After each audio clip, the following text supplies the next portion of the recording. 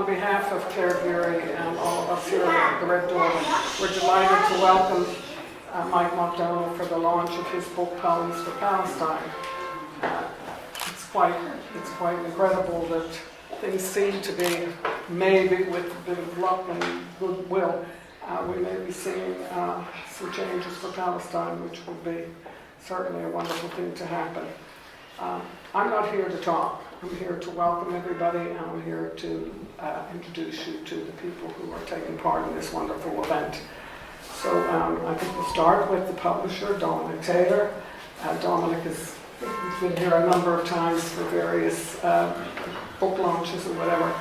A great stalwart of the written word in Limerick and the surrounds. So without further ado, I'll let you hear from Dominic.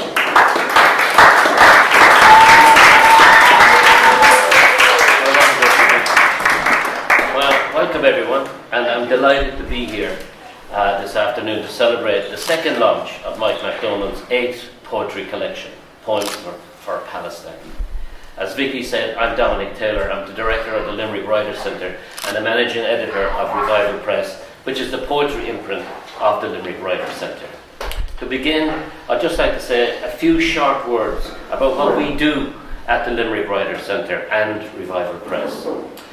We trace our lineage from the legendary era of weekly poetry readings initiated by Barney Sheehan in the early 2000s, which became known as the White House Poetry Revival, hence the name of our press, Revival Press.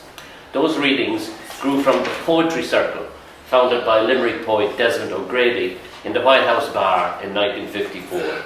And it was the Poetry Circle Barney was reviving when he started the White House Poetry Revival in April 2003. Out of this grew the Limerick Writers' Centre and Revival Press. And on top of poetry readings, creative writing workshops, competitions in both prose and poetry, and a variety of other projects, perhaps our biggest focus in recent years has been our community publishing programme. We've been working hard to make a mark in the world of literature in Limerick City and beyond, bringing book ideas and writing to people of all ages since 2008. And this afternoon, we celebrate what was our 206th publication when we launched it a few weeks ago, first in Limerick City. Briefly, I will say that our publishing philosophy has always been one of service to the community, and we like to encourage all writers, whether they're pursuing a serious career or writing for fun, seeking healing, or striving for personal growth. Whether it's a poem, a novel, a memoir, a short story, or a song, we think every creative endeavour is valuable and deserves to be shared, enjoyed, and remembered through publication and performance. We have adopted the words of John Millington Synge as our motto, that poetry must have its roots in the clay and soil of our communities. Our goal is to make exciting literature more accessible, to celebrate the wisdom and lived experience of real people in Ireland today in their own words.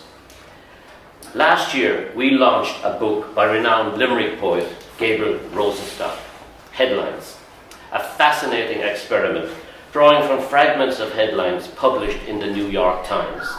At his speech for the launch, I remember Gabriel throwing down the gauntlet and challenging Irish poets to look outside of themselves, outside of their little bubbles, and to grapple with bigger issues that sometimes we are too self-centered or simply too blissfully ignorant to write about. He called for more writers to start producing work that would anger the reader, to provoke them, to say, "Christ, how right you are." Here, in Mike Mac Domhnaill's 8th collection, Mike has more than risen to that challenge, delving into the stories of over 40 years' worth of atrocities around the globe. In 124 pieces of incredible imagery in 2 carefully crafted sessions in Irish and English, Mike looks from many points of view at attitudes to war crimes, genocide, propaganda, imperialism, and exploitation. The art of poetry is often one that celebrates beauty and music and romance and entertains, or comforts us through hardship with words of consolation and compassion. The second section of Mike's book offers this in plenty, with glimpses of the personal, the local, the familiar, in postcards, seagulls, blackberry jam and the wagtail. But poetry is also about seeing the ugly side of life, making unexpected connections and seeking out wisdom, and making an audience question their understanding of how the world works. Mike's message is loud and clear, that calling for an end to atrocities in Israel and elsewhere does not make one a terrorist sympathizer or anti-Semite. The bluster of the media should not distract us from our shared humanity. To quote from The Wall on page 23, "You could prosper side by side if only understanding entered." So on behalf of Revival Press and the Limerick Writer Centre, I'd like to thank Mike for allowing us to publish his work. Thanks to the Red Door for hosting this event here this afternoon. A special thanks to our team at Limerick Writer Centre and Revival Press. It's fantastic to see such a crowd here this evening, to support Mike and his writing. I would encourage you all to buy the book, the profits of which will be donated to UNICEF. Congratulations, Mike, on another excellent and relevant collection of poems. Thank you very much. I'll hand you over to Deirdre Cussen, who will do the formal launch of the book.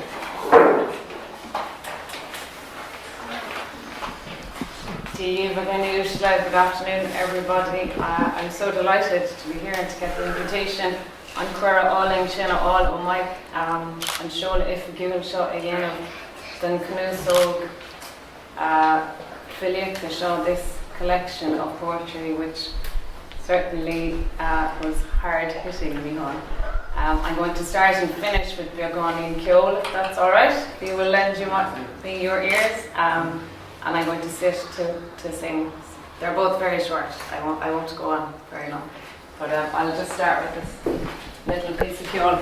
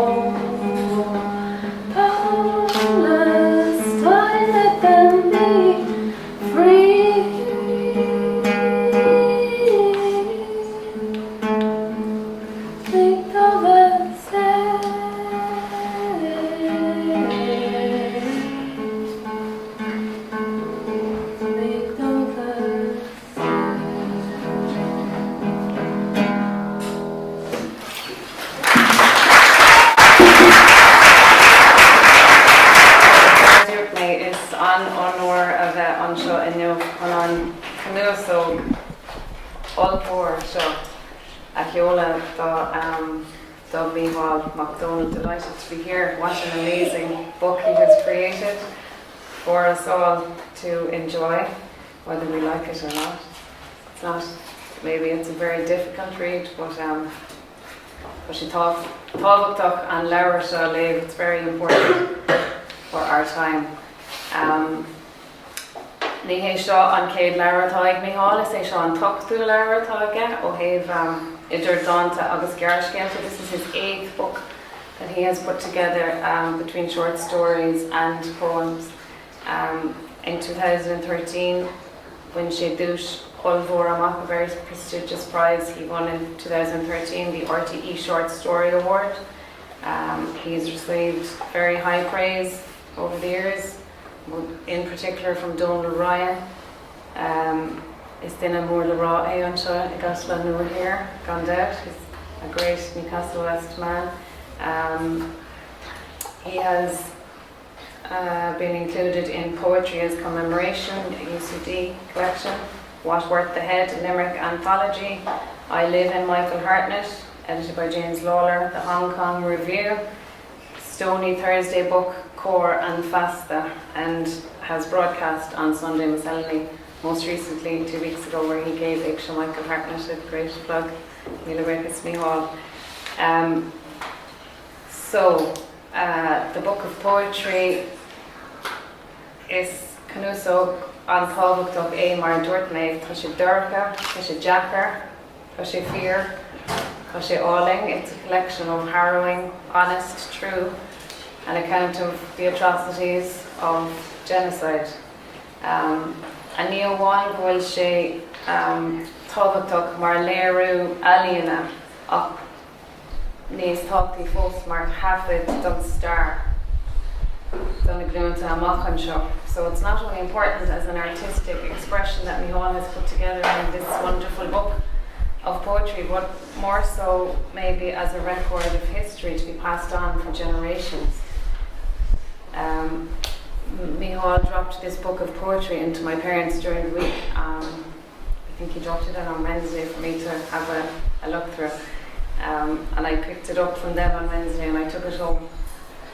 And I looked at this and I thought, not tonight. And I think we're doing that more and more so when it comes to things like this. But I did open it on Thursday, and it's okay it's okay to turn off the news and issue Sarate, but we do have to be aware of what is going on, and we can't close our eyes and our ears to it. So it was worth waiting till Thursday. Wednesday was a tired day for me, but Thursday was a better day, and I was more prepared for it. Agus when my aunt Hannah asked a bit all live, tá go háirtha an ceann seas amach dom Micheál ná an ceann faoi lá nullag. There are many standout poems, but I really liked McKean Gunta Bacht, McKean an Gar, but he has a great one about Christmas Day, and it's okay to turn off the news now and then, maybe especially on Christmas Day. I suppose the point of his beautiful poem. So Micheál, Muntor, Fella, Gael, Lodi, but later on the Stalkty ná Lán de Déana agus Lán de Cóbá. Mike is a teacher, a poet, a Gael, a revolutionary, more importantly though maybe just full of humanity and full of empathy, and it is so clear in his book of poetry that it was a need to write this while we all sat. We've all been sitting for Goblin and Ishifed and Darren Nook, and terrible things that have been going on, the genocide that's been happening in front of our eyes, but it must be amazing to write it down in this form, in artistic form, and I'm sure the weight is passed on to the paper for Micheál. So Déine a cheannach tá targad go léir dul go UNICEF, but Déine a cheannach is Déine a scapa, so pass it on, give it as a Christmas present. It's Laura on top in a time where one might be a terrorist for wearing the keffiyeh. These are dark days indeed. I'm actually wearing the Bohemian jersey for Gaza, which my good husband Mike lent to me for the occasion. But all the proceeds of this football jersey are going to medical aid for Palestine. You can buy it on the website. Greta Thunberg has been seen wearing it on the flotillas. To date, they have raised €130,000 for Palestine, and they're aiming for 250,000, $250,000. So, as well as Mike's Laura affiliate, who can also buy a jersey for Palestine. So humanity is the word that we need to talk about, I suppose. and I'm going to finish now to officially launch the book, this beautiful book. I'm going to finish in the words of Mon Con McGann, who we can now call an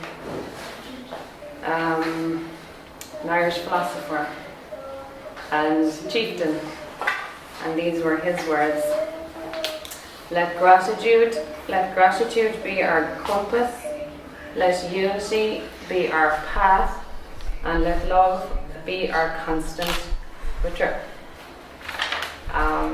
Gur míle maith agam goléras é seo plum, gur mágad Micheál, and I'm going to finish with a little piece of ceol to introduce Micheál. If you know the words, I would appreciate, you can all join in if you know the words. It's the chorus from a song by the Frames. We had the wonderful Ben Hansard in town for Aish and Michael Hartnett last weekend. So I thought it quite fitting to use Glenn Hansard's words. If anybody was lucky enough to be at the gig, he went on for 3 hours and gave everybody their money's worth. So the words are: we have all the time in the world to get it right, and we have all the love in the world to set a light. So if you know it, do join in. I'll sing it just the chorus, but I'll sing it a few times.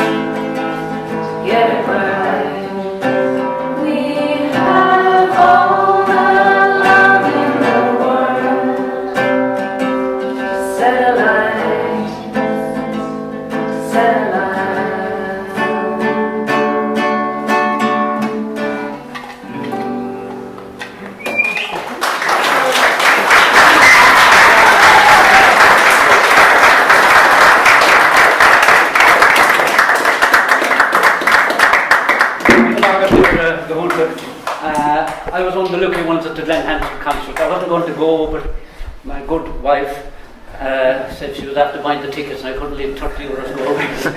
I'm stingy like that. But it turned out to be a fantastic, and I would almost say Deirdre stole the show from Glen, because when she got, first of all, she was fantastic on the cello. I thought she'd bring the cello today, but, but thanks very much, Deirdre, for that. And she sang as well. So yeah, we're still getting over that great night. It was lovely, and thanks to Vicky and all the people on the Aish committee. And I suppose like that, thanking people before I forget it. I think Claire is down there at the red door, so Claire, the whole Claire provides this.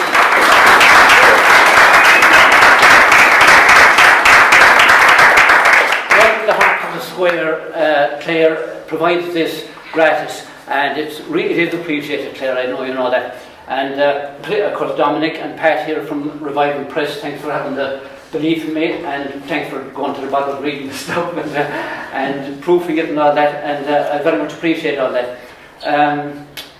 Yeah, there are a few people, maybe I shouldn't pick people out, but I will pick out and Tahar Micheál listed. Tahar Micheál made a special effort to get here today, and I remember in Limerick way back, he introduced me to Micheál Shukru, Cyril Careen, and other people who kept me involved at the time. The first person I ever locally, say, who wrote poetry as Gaelic. Sorry, I might move away from that, I hate things. But it was on Tarmy Hall, and I'd say it was only about 15 or 16. You kind of said, yeah, we'll indulge him. You know, he was giving us all this poetry he was after writing as a young priest at the time. But little things like that generate the little germ sown, like that you kind of, years later, it kind of came around, and I won't overdo the phrase because we've got a meal of it. And of course to everyone else here, it's one of those days when you wonder, should you have done it, and was it, etc., etc. But it was. I'm delighted, and I'm delighted. I suppose at a certain age you begin to talk about the next generation, but it's wonderful to see young faces here, because I often go to things where there's a lot of grey beards like myself, and we believe in the cause and all that, but we're moving on. But it's own to go to Gailing Bio in our Mala. I could say go on in Uri Hassan and stuff. And again, I'll get on with it now, I know you've shopping to do and all that today. But I can't ever stand here in the square without reminding myself of the Garrodil, 14th century Norman family who not alone became a part of our culture, but who wrote fantastic poetry, as Gaelic, as well as Norman, French, or whatever other language he had. I am not great at that stuff. But he wrote, one of his well-known poems is Margadar ol Krishna Manoiv, which has been translated as "Speak not ill of womankind." So I strictly hold to that. That's my good wife, I tell you. But it's great to have him there. Of course, done by Deirdre Cussen. And Cleena, a neighbour of mine, she died there a few years ago, an aunt, of course, of Deirdre. And I was delighted to give a bit of a talk on Cleena a few weeks ago on Iga Culture. And just for people who might be too familiar, and even people who are familiar, I think you often walk past that. I know people in Newcastle who haven't been into the castle. The whole town revolves around it, but they haven't been in there. Whereas if you come from America or some lunches, they'll bring you into the castle, or you bring people to Bunratty, or you bring them back to Killarney. And we have, to stand, again another thing, I know I'm preaching now, I'll shut up in a minute, but to take in a sculpture, we have Michael Hartley out here, of course. Tina didn't do that one, that was done by Pat, you're the man. Rory President. Great hate, Rory President.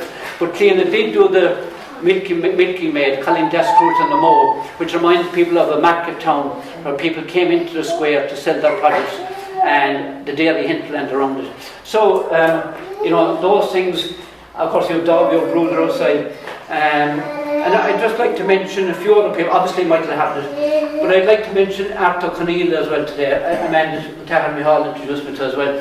He'd only one book out of his, but his one book is a great book. I have it, and in fairness, Art has gone to his reward now, but just so people like that be remembered. And I know in the audience here we have Shirley O'Regan, a lovely artist, but Shirley has written in English mostly, but she also writes in Irish, just to acknowledge each other, because we need to keep each other going. And whether you're a writer or an artist or whatever, a bit of encouragement, such as you've given me here today. Now, I just can't get over, I'm blown away. It's going to be remarkable. So listen, we'll get on with it. So the first one, if you have the book, or you might want to look at it, and it's up to yourself. I'd like to just go right back to 1982, because this didn't start on the 7th of October 2023, as we all know. It started well before then. It's been going on since right back, it could go the centuries, I suppose, but particularly the Balfour Act, and we know Balfour here in Ireland, but that was basically the British handing over the mandate to, in 1946-47, again we won't go into the history too much, but a lot of people who haven't delved into it until maybe fairly recently don't realise how convoluted it is and how awful it has been for those people. So in 1982 there was only a couple of thousand people killed that time, and there was I think 13 Israeli soldiers. I just wrote it down when I was revising it, taking up it. That's the next one. But anyway, this was mostly in outside of what is Palestine. They were already in a camp, and they were killed at that time not by the Israelis but by the Phalange, or the Christian militia. The word Christian, when it's put into that context, but they were acting on behalf of the Israelis. That time the Israelis didn't really like killing people themselves, so they've got over that. So Sabra Shatila, and it's Oscar, but I'll read the translation first of all. Yes, it is beautiful here on the mountain, but the cries down in the valley distract. The lark above sings crisp and clear, but it is plaintive, no? The West still waits in horror, troubled by the Holocaust. And with dawn-bleary eyes will never see within Sabra and Shatila the wonderful complications a godsend to diplomat, on the other hand, brings static to the airwaves. What lark, what bird can sing a note today? The Israeli patrols the rim. He's not quite getting down and dirty, leaves it to phalange to sweep from street to street, if street's the name for passageways in camps, to round up children, women, men, the bonus, young men, the prize, to gun to death, leave scattered in their rags. Look, the morning's up already, but the smell at night gets worse. Yet you say that Abraham or Ibrahim one time walked this way. Shaq hint to tug a hauling at Gnok, a kirsig down, mas vedre close Takine. Anisho who secured Gabin, a pass begoignet masha. Le tap na maidene, dushi in Montier as Tromley Auschwitz. His train smooth, nieki on two horses, Sabra na Shatila. Le tailor gata, le himplaptia richaste, again in static on radio. Kenny shog, down in a kill in you. An Israel a dulgus an Gnok, tall of a glan. A hard to falang, a skewed or ride besride, mas fedus ride a hood, a cool valley and compa. Extura in a macli, menas pashti, fear gohorhe, ogir, bar and lister. It focus sprayed in a garden corp. Fear, ta brohla and law, the stihe being on Bolatron. Agus tied down a Devon, got Yule Abraham, no Ibrahim, and Balakshah. And that just reminds me of the dedication I gave to, at the time before publication, when I was Ryan Domhnaill for One More Change or whatever. I dedicated it to a teacher, I suppose having been a press teacher myself. He was Ada Hatalim, an English teacher, Palestinian, and he was killed by the settlers near his village in the West Bank on the 28th of July 2025. So just a few months ago, he was just defending his little village being taken over by settlers. So that's that. I refer back here. I'll move on to page 7 now. Move up a few years to 2009. And we remember that was the year Barack Obama received the Nobel Prize, which poor old Trump didn't get today. So you can expect it next year maybe. But Obama got it. And looking back, did he deserve it either? He got it just as he came in. And at that time there was another onslaught. And they moved into Gaza at that time and they just killed. Yeah, I checked the figures, I think they killed about, well, who knows how many Palestinians, because you count those in hundreds and thousands. But there were 13 Israelis killed. They were all named, I'm sure. But anyway, good timing Israel is called. January 2009. We lose count amongst the rubble as Obama takes over in that superpower which paid for the F-16s and the great tanks and the phosphorus-eating flesh. Oh, thanks a lot, dear world, for your appalled coverage, while the occupiers reigned us with war ties, and Jewish children stood on hilltops viewing the action. That'll teach them. They targeted Hamas in that UN building and in that school. Their tanks took out the ambulances, ferrying rockets no doubt, and they got the government buildings and the water supplies, the electricity lines. Palestinians who vote Hamas do not feel cold and eat only on occasion. That letter in my drawer is 10 times written, each time adding an extra 50 children. And we hear the apoplectic chant, "You're anti-Semitic." Part 2. Now the good news is they've stopped and will be gone before Obama takes the Oval Office. These were your olive branches. Welcome to Jerusalem. The good news is they helped a few of the maimed on their way out as they gave the fingers from impregnable tanks. See our power, we'll be back. Now switch over to Barack. And we're back.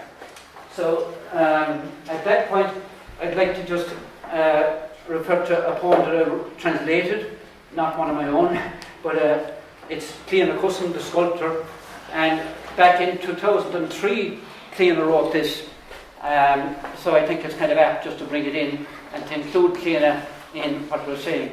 I'll read my own translation first of all, and anybody who knew Cliona, or knew her husband in particular, Padraig, he publisher of Cushgen, who published two of my books, but he was staunch for the Gaeilge. He wouldn't believe in translating. So even as I read the translation, I'm a bit worried. he could be looking. I said Cliona might hold him back.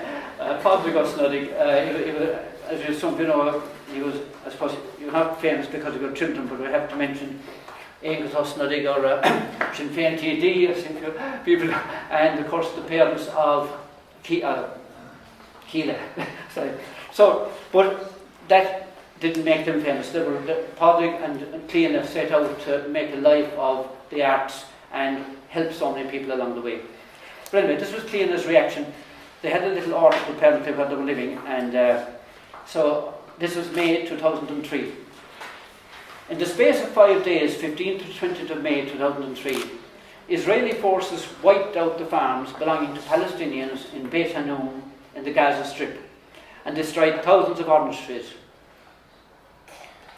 I stand in my green orchard on the side of Ben Eder, the fresh winds of May tossing flowers in airy circles. The young apples are budding, already well set and swelling. We'll have a bountiful harvest with God's kind help. In Beit Hanun you stand in your orange grove, under the blessed sun of the Middle East. The freshly knocked tree stumps all around you. The destroyers of Israel saw to that in their yellow armour plate. A prayer is wrought for me from far away, that the will of God will turn on those who felled your trees in their harvest season. Jaffa, Hebron, Jenin, the succulence we got from the scarce oranges of our youth during those days of rationing.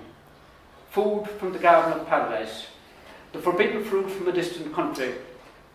Now a day in May sheds tears upon the firm little fruits in this green orchard of Erin. Tanchim has a mulgot glas a head vineder, quite glan the belt neck shade, blana a gurten san air. Tan a hula og eg borra, eg rauru hennefein, eg fas, four fashing of egagin, the tilvin day. In Beit Hanun ta tussaid has a bit gortarashti, we has ban han a man var. Stumping the ground new lacquer it himpel. Niveg for illa wa over. Krakadori Israel in a lura we cruite a hintig sun. Forsten guionumse at high vadwood. Gogosig till day in a night shoot a vilna creen in meest of we of all. Jaffa, Hebron, Jenin. An su of winamish as rashti or anaver or noige, ilea urdan garter. Be a doing eid o guardian fortish, Ula na hehna o hirsan im again.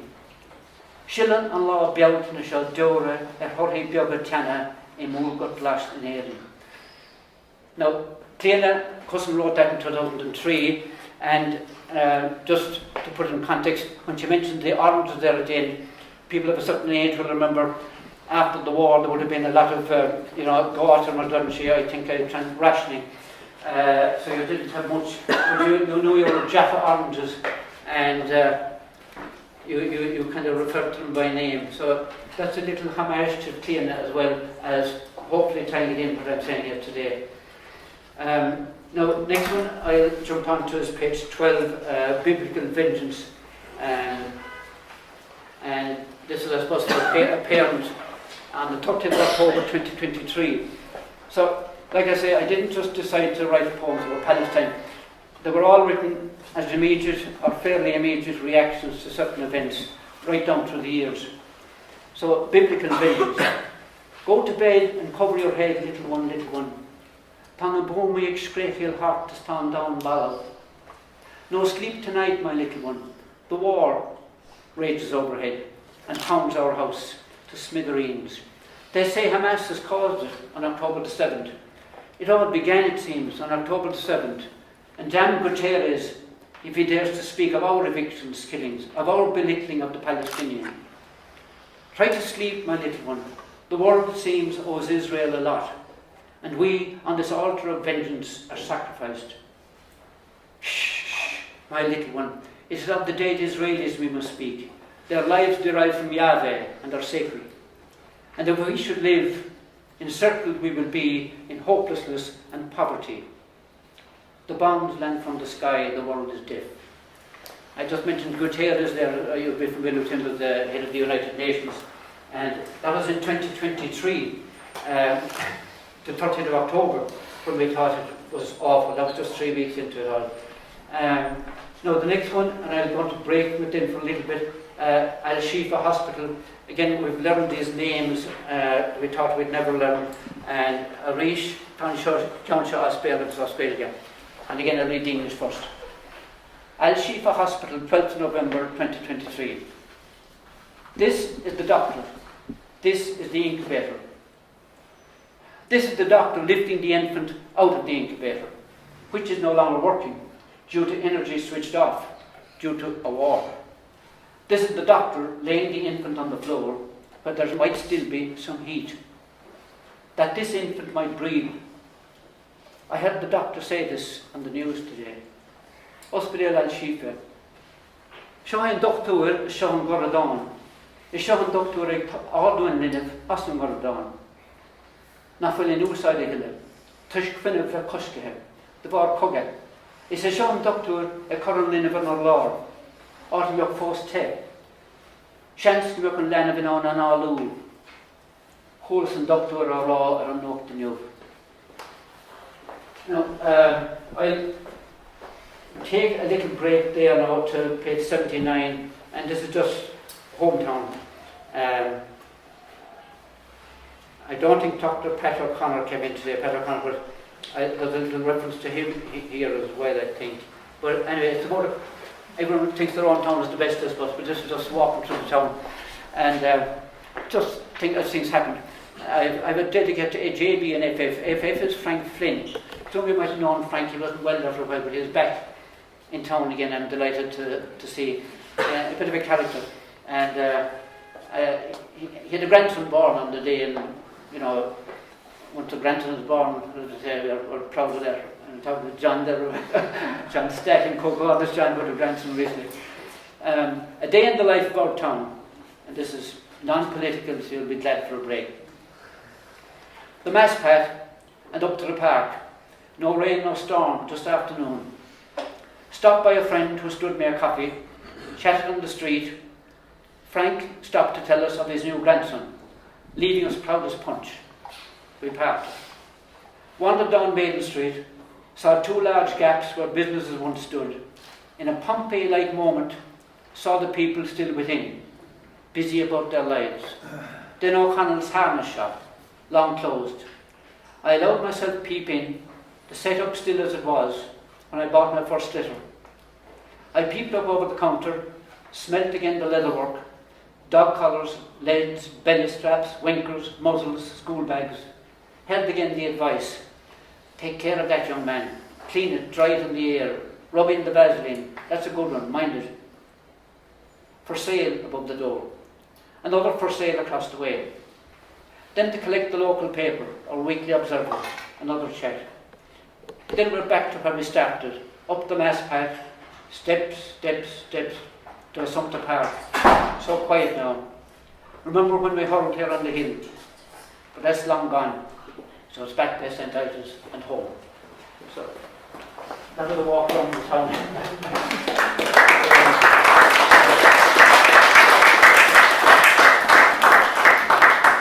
Yeah, it's a pity the mass patty, the steps keep getting coloured, or there has been some nice artwork done them, but the rain keeps washing it off. But anyway, now, and again, some people might have seen on television there recently a programme on the Uyghurs or the Uyghurs. They're a community or a couple of million people in northwestern China, and apparently they're being abused in a big time. And factories, the investigation, I think it was prime time over there, the investigation showed how we're buying our fancy shirts, I don't know how much, but you're getting the shirts sometimes you see made in India, made in Bangladesh or whatever, but a lot of time the cotton is coming from the Uyghur region, and you know, it's just the abuse that they're suffering. But I had written this well before seeing the programme. I must have just been reading up about them. So sorry, let's just check my page now. 58. So kind of hooked. the Uyghurs. I think the Uyghurs, the proper pronunciation again is, I don't know the language obviously. The Uyghurs, now what? You possibly haven't heard and had to blame you, still fiddling with that device and following up on the Kardashians or whatever's trending in your life, is to your lifestyle choice.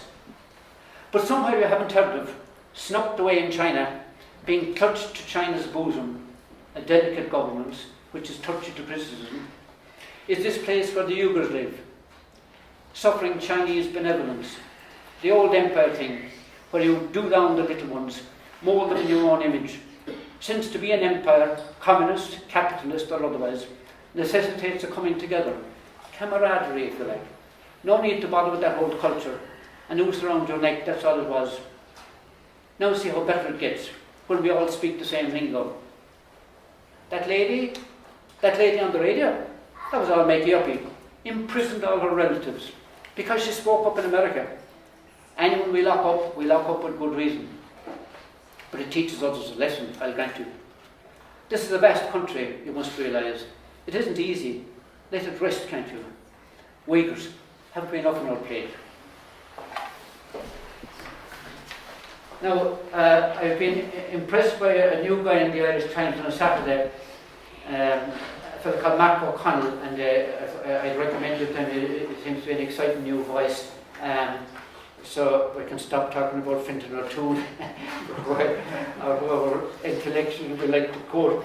But this guy, I find is worth to read every Saturday, and he did one on Boeing, and Vicky's country, I'm afraid, I'll be having a go at you here, Vicky. The Boeing, well, not really.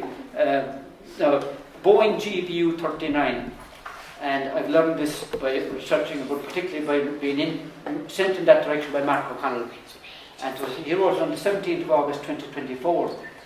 Again, without laying on the horror, but to think that over a year ago it was horrific. And you'd say it can't get any worse or worse or worse and keep going. But anyway, how things are operated nowadays. Boeing GBU 39. It hit the school. To be precise, it hit the school where they fled, being ordered out from Beit Hanun. Dangerous there, safe at Guelsper, back to Gaza City. And of the few places not already flattened, they arrived at last for a semblance of safety in this school. Meanwhile, in a Boeing factory over in the States, workers come out from one of those meetings, you know the type, where productivity was discussed, along with employee welfare, how gays can get along, people of colour, always welcome. The shareholder price was kept for the boardroom. They don't need to be bored of that. So they came from the convivial meeting. Phew, I thought some jobs were going. And arrived back at their stations, not to modify the wings of aircraft, or look again at cabin structure. No. Here at my station we check out this little fella, which we've dubbed Little Boy. Little Boy originated as GBU 39, but who the hell wants to be known as that? So Fred at the top end began to refer to Little Boy. Soon caught on, and we sent them off somewhere, all the little boys, to have some fun at war games. From what I know, it's like paintball fights, where people dust themselves off afterwards. Like I say, have some fun. Sorry now for the up and down, but I don't like standing behind our desk. It reminds me of being a teacher. I'll buy for that. No, the next one was published in the Hong Kong Review. So the fellow says, I'm big in Hong Kong. So you're all lucky to be here.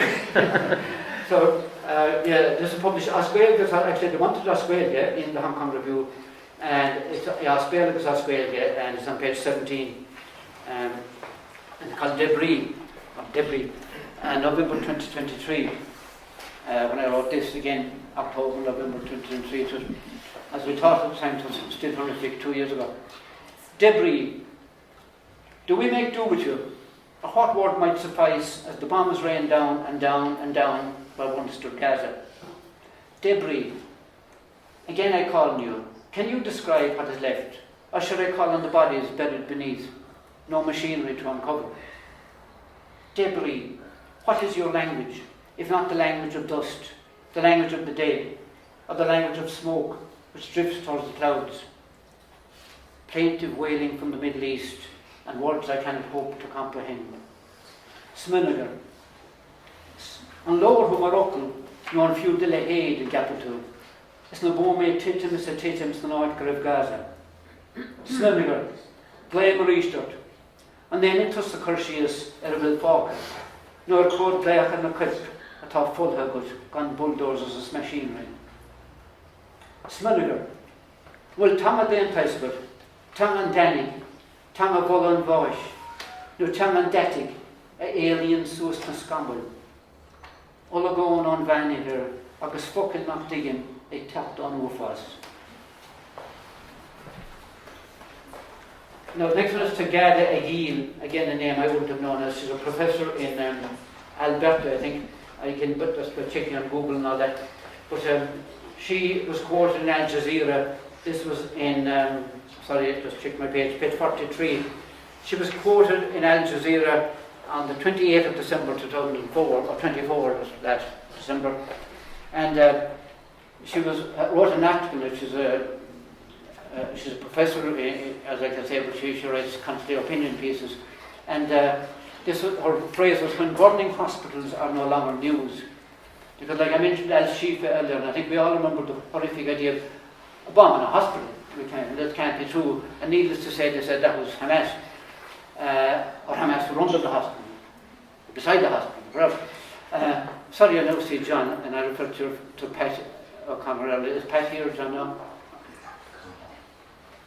Yeah, no, I'll be mentioning him in a minute. Sorry, I had Pat O'Connor in my head because I wanted to mention and I see his son John here. Now, together again, and like I said, my reaction to that, I suppose, 28th December, not too long after Christmas, and you look at this and you whatever. So, and as some of you know, we're kind of into running, my family, so there's a bit of running in this.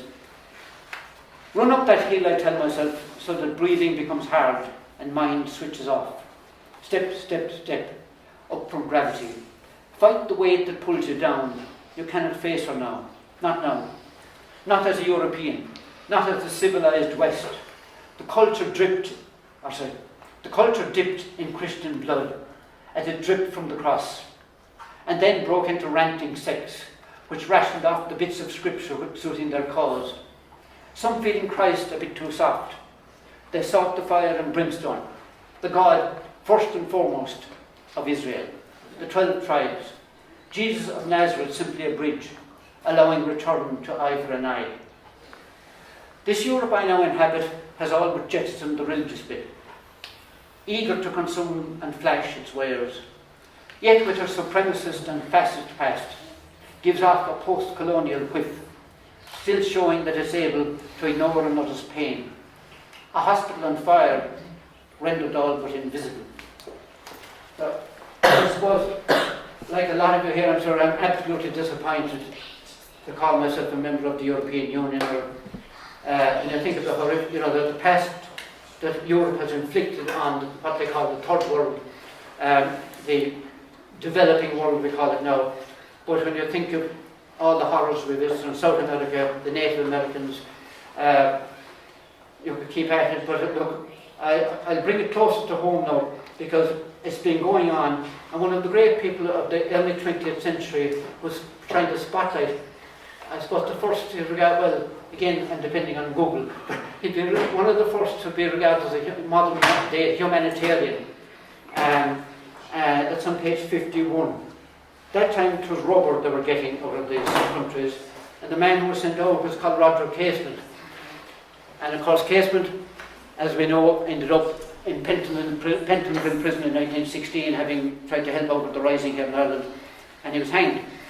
But before that, he was made Sir Roger Casement. He was given that honour.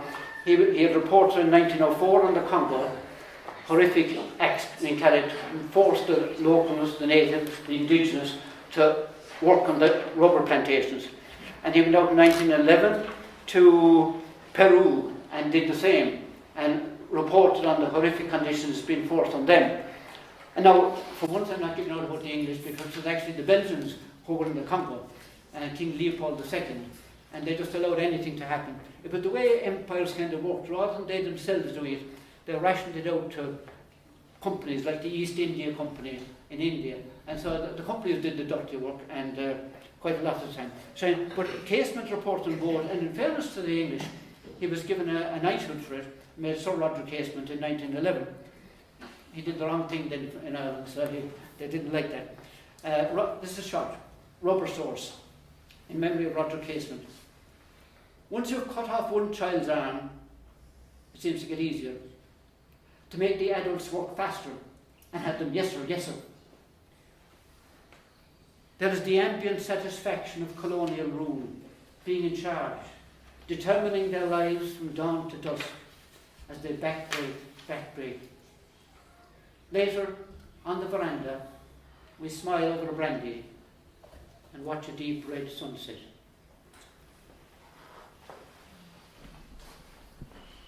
Now, I hope I'm not delaying you. I'm getting there.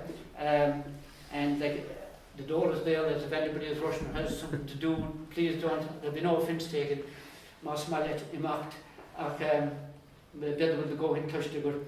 The next one is a comforting one.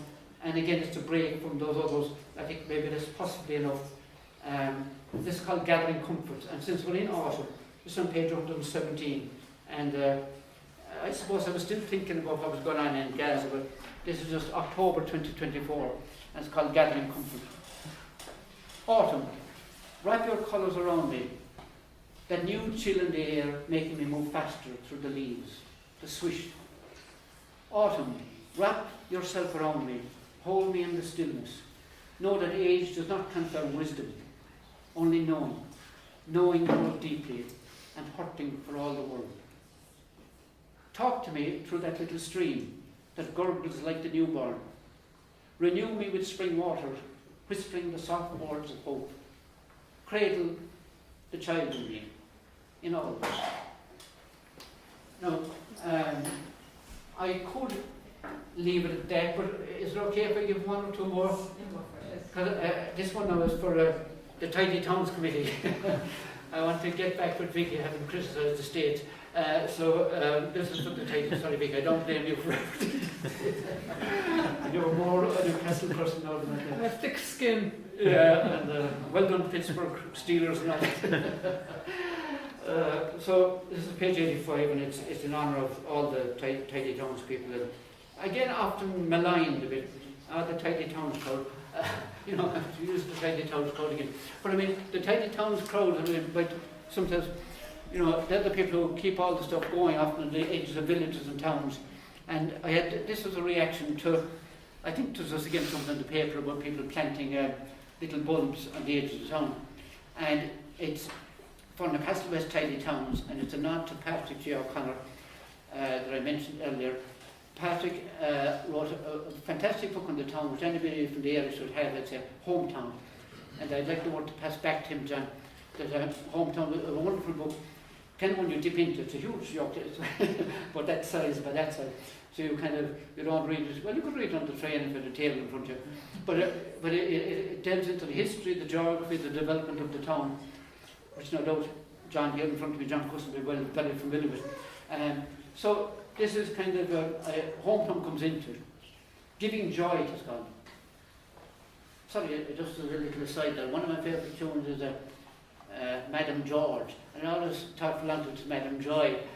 John is an expert in music down there. And, Van Morrison's great Madam Joy, the Belfast way of saying George, I think. Madam Joy. But anyway, giving joy.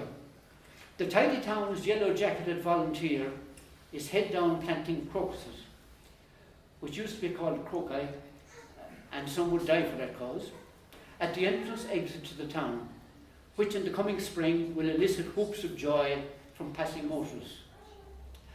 Why give this joy? Why muster such a pride?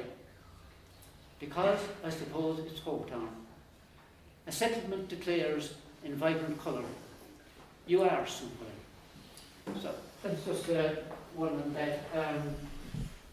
Again, I actually won't hear on the page beside it, and you'll forgive me for reading, but it's just sometimes as Dee or Deirdre, I call you Deirdre, but I know Deirdre, when she introduced it, the anti-Semitic idea, I made sure Einstein, Jew. You think of so many great Jewish people.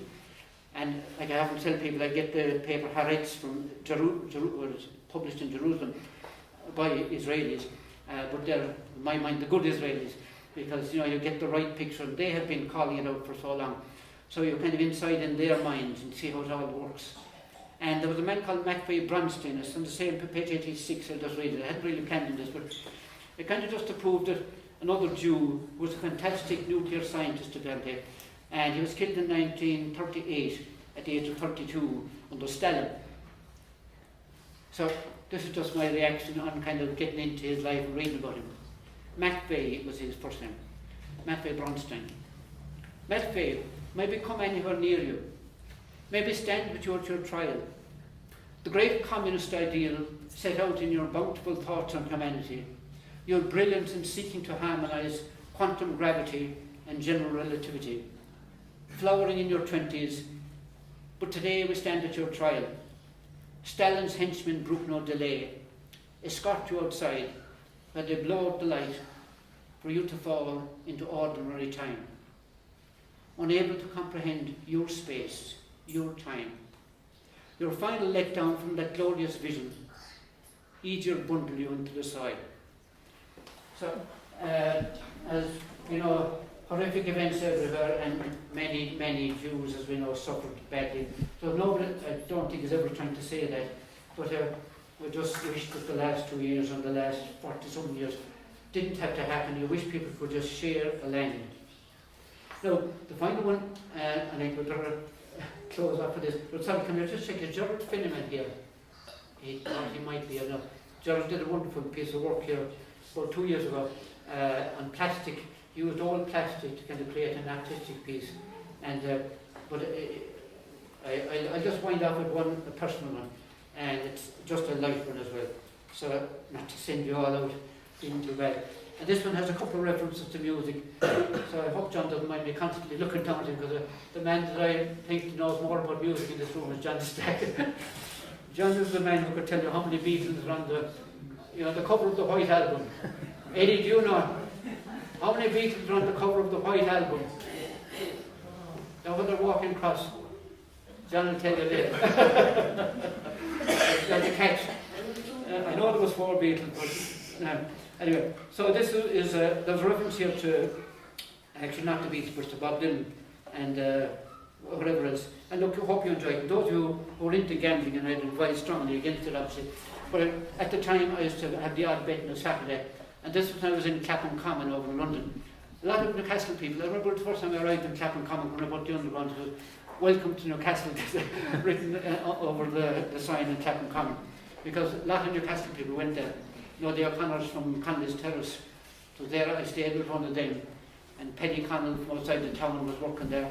And you got the job almost the next day you arrived that time. So this is, like I say, a light one, and thanks for your attention. And thanks for putting up with all this. And we'll wind up here. Clapham Common Revisited. Sorry, I must explain. A Yankee bet. Some of you won't know what a Yankee bet is. A Yankee is where you back 4 horses and they all come in. And usually they don't. but if 3 of them come in, you get 3 doubles, I think. And anyway, a small amount of money can make you a lot, and it happened once for me. Sometimes you return to Clapham Common, back in the day. The mornings you set off to lay Yorkshire stone near the old Roman walls, or should we say, help to lay. Up on Tower Hill, blood on the tracks played over and over, and Tom's gas shaped around the kitchen when he matchstick man danced with eyes popping, if the blues came on. Saturday, a Yankee bet. Saw us head off to Hammersmith.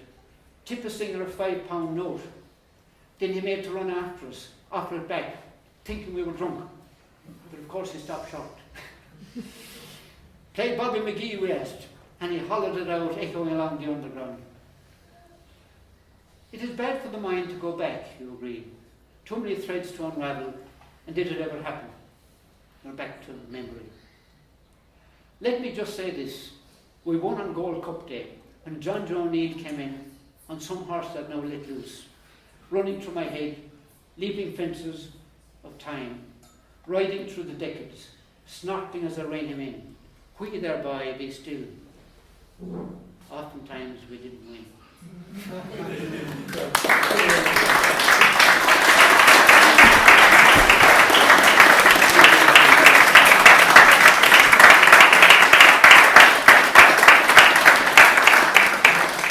Well, the real market, you paid myself in the afternoon. And I hope it didn't bore the hell out of you. And yeah, look, we can get back to our lives now, I suppose. And at least by having it in the afternoon or the night, the whole night isn't wasted. You can know that's out of the way. Get back. And yeah, listen, that's kind of it. If I keep talking, I'll start preaching and talking politics and stuff. So we won't do that.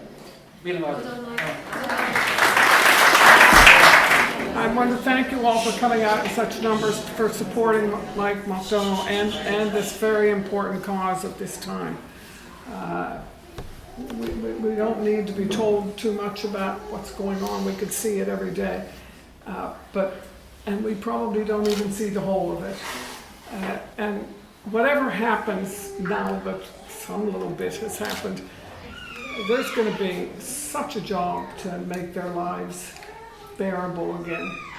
The conditions there are beyond appalling. We all know that. So please support the book and spread the word, because that's important, you know, that other people know about it. Mike, you said it is going to be for sale? Yes. In Hayes. We so wish we had a bookstore. Failing that, Hayes are great to sell. And I think I've copied Pat down there. I have the sugar mill Sean in Abbeyfield. I think. So if you're buying sweets in Abbeyfield, and in Galway, Abbeyfield. Hurry up, they'll all be sold out. Thanks so much. Thank you.